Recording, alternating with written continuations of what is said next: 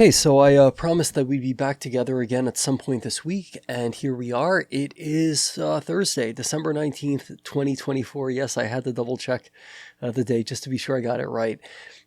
I think I'm going to title this broadcast Bitfarms Breaks Down, whereas Fartcoin blows up.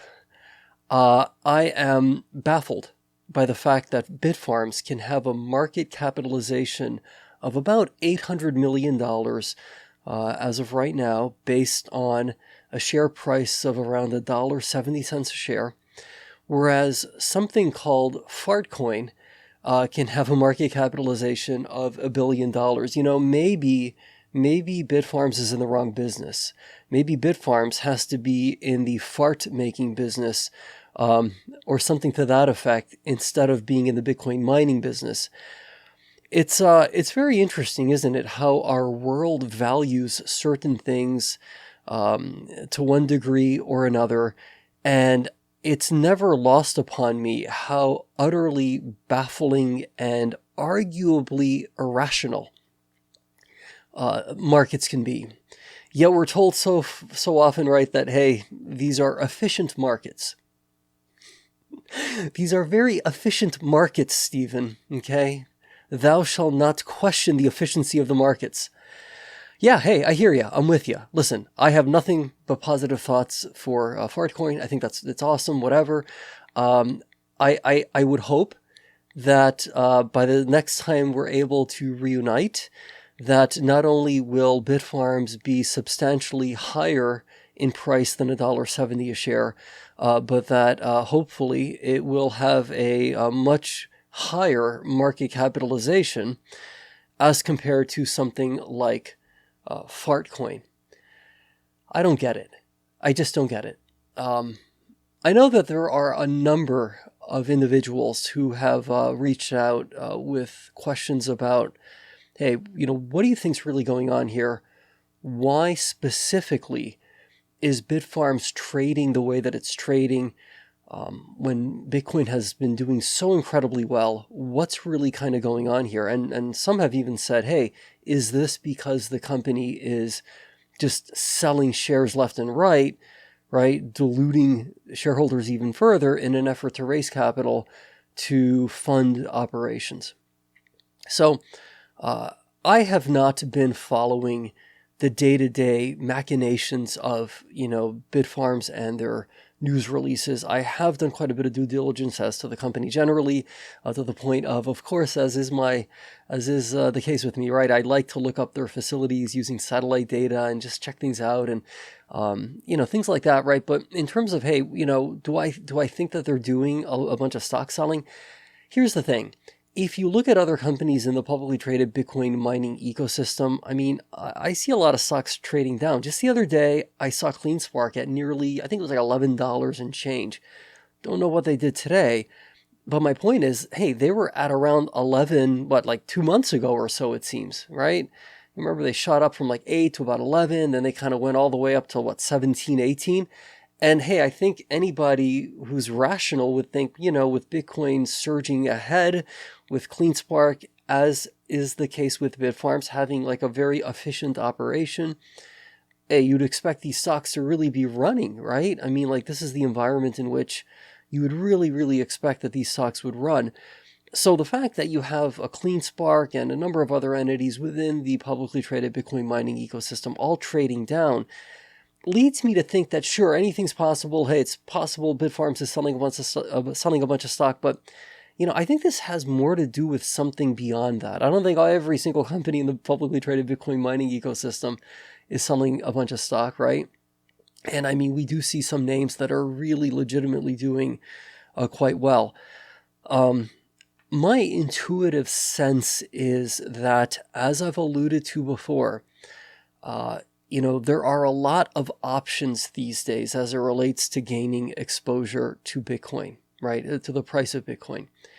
And let's keep it real. Bitcoin mining companies have just not necessarily created the kind of oh, shall I call it narrative? Shall I call it a track record? I'm not sure how I want to label this, right? But they haven't necessarily created an environment where investors can feel confident in saying, hey, I'm going to put my money into the stock of, say, like a CleanSpark or a Bitfarms or, fill in the blank. And hey, the company's actually not going to necessarily keep diluting me away as they try to continually upgrade their fleet, continually buy more facilities, where they can house more Bitcoin mining equipment. So the entire industry, for the most part, has this reputation, right, of constantly diluting shareholders away. And so I think for very rational and understandable reasons, you might have individuals who previously might have said, hey, I want to have exposure to the price of Bitcoin through, say, shares of Bitfarms. They might instead now be saying, hey, for about $1.70, I can actually go into the options market, right, and buy calls on IBIT, right, or any of the other exchange traded funds. I think there's a handful of them now that have options that trade, right? And it's like, so, you can actually speculate directly on the price of Bitcoin. And if you want it to be leveraged, which arguably has been the case, you can make the argument, hey, you're getting a leveraged exposure to Bitcoin price through the miners. You could kind of do that through the options market. Now, that being said, these are operating companies, so you're getting way more than just exposure to the price of Bitcoin. I get that. But as I alluded to a moment ago, the history here is that the price through which you're getting that exposure to like an operating company, the price has been kind of high in the sense that there's just a tremendous capital expenditure that's required, right, by these businesses. They're constantly, it seems, struggling to generate enough, positive cash flow to fully fund their operations. So there tends to be a lot of stock sales. And again, I know I'm sort of generalizing a bit, but come on.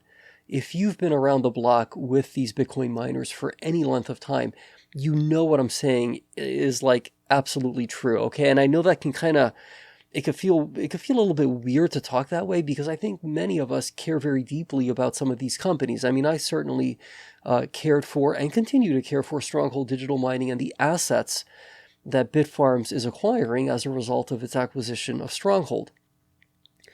But we got to kind of keep it real, all right? Not even Stronghold was really on a consistent basis able to generate the kind of cash flow, the positive cash flow needed to fully fund all of its operations, right? It was getting pretty darn close there at the end.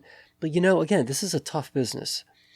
The fact that the Bitcoin network hash rate continues to go up means that even though you've upgraded your fleet, there's still more competition.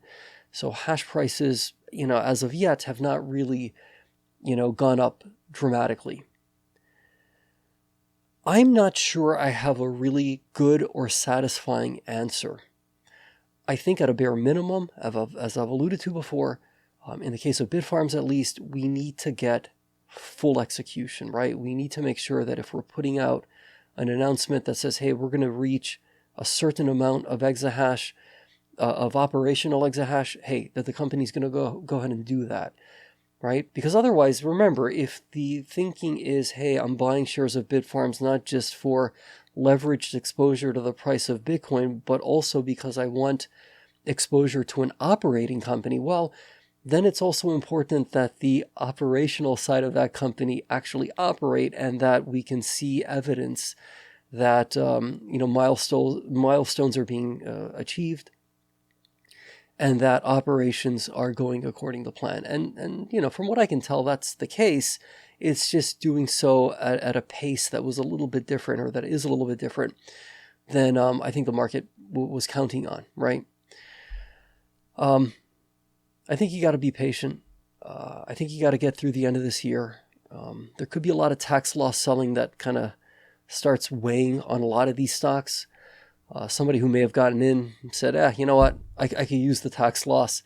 Maybe I'll revisit Bitfarms sometime in late January, right? Something like that.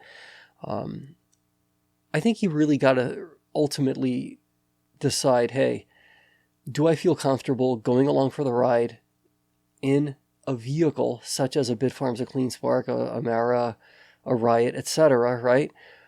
Or, hey, if my only goal is leverage exposure to Bitcoin, I'm not sure if I care so much about the operating company that I'm, buying into. That's the thing. There are other alternatives. And so it's tough. It's tough because even within the publicly traded Bitcoin mining ecosystem, there's a lot of choices. That's why I've kind of been advocating this idea that, we maybe need to see a roll up in this industry. And I know that some people get really hung up on, when I say, hey, what if Riot just steps up and buys Bitfarms, right? They already own 20% of the company. But I do think that consolidation from a dozen plus names to maybe just 2 or 3, like mega publicly traded Bitcoin mining companies, I think that can present a somewhat differentiated investment angle than all these disparate littler companies, right? Relatively speaking, little companies, that then, hey, a Bitfarms kind of gets lost in the weeds maybe, right? But if it's part of Riot, if Riot then maybe rolls up TerraWolf, I'm just throwing names out there, okay?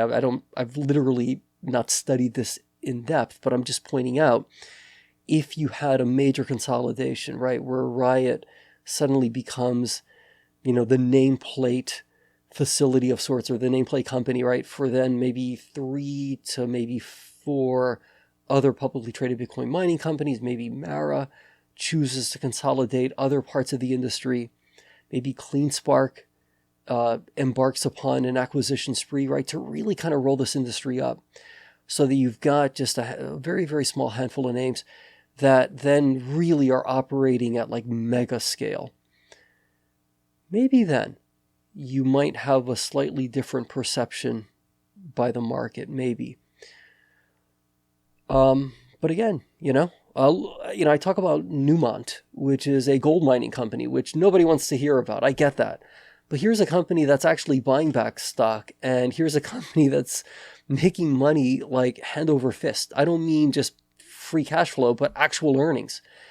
And yet the stock has been completely blown away. I mean, really, the entire publicly traded gold mining industry has just been decimated lately. But those companies, generally speaking, are making money. I'm talking about the majors here, okay? The Barracks, the Newmonts, the Agnico Eagles. I mean, these companies make money. They buy back shares. It's a very different narrative than, hey, we're actually having to sell another 10 million shares to fund operations for another 2 quarters. So I think that, if and until the Bitcoin mining industry, right, the publicly traded Bitcoin mining industry gets to a point where it could be self-sustaining, man, I don't know. It's a tough pitch. It's a tough pitch to say, hey, check out shares of fill in the blank, but hopefully there's not going to be too much more dilution between now and whenever the stock decides to run, because it seems as if though there's always going to be this built-in selling pressure that comes directly from the companies themselves. And that's a challenge. That being said, I will conclude by saying there's no way that Fartcoin should have a higher market capitalization than Bitfarms, or at least not from my perspective. Okay, my friend, I hope you have a wonderful rest of the week. I hope you have a great holiday next week. If you celebrate any holidays next week, I celebrate Christmas, so I'll be celebrating some Christmas. And yeah, maybe there's an opportunity for us to reunite, but in the meantime, I know it's kind of hard to do, but let's try to stay positive. Let's be great, and we'll see each other again soon.